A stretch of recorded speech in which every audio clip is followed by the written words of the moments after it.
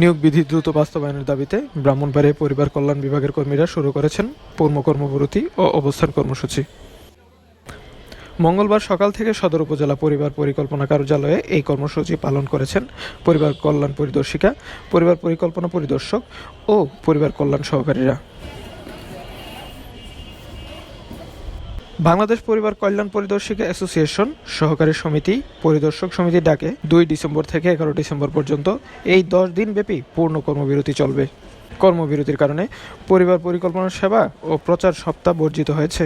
এতে ইউনিয়ন স্বাস্থ্যকেন্দ্র সহ বিভিন্ন সেবা কার্যক্রম ব্যাহত হচ্ছে।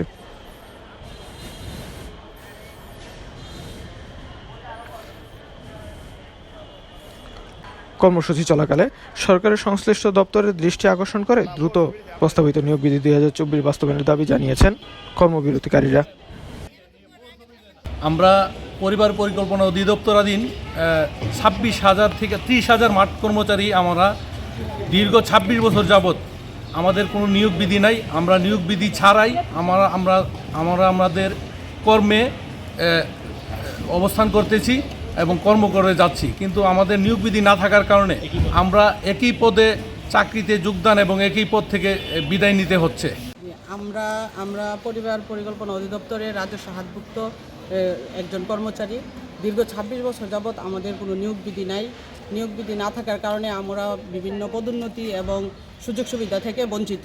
আমরা রাজস্ব হাতভুক্ত কর্মচারী হয়ে আমরা 17তম গ্রেডে কাজ করে যাচ্ছি এবং আমরা এই মা ও শিশু সকল সেবা দিয়ে থাকি, পরিবার পরিকল্পনার সেবা দিয়ে থাকি এবং সরকারি বিভিন্ন ইপিআই, তারপর বিভিন্ন সরকারি যত কাজ আছে আমরা ওইগুলোতে সহযোগিতা করে থাকি এবং জাতীয় নির্বাচনে আমরা অংশগ্রহণ করে থাকি।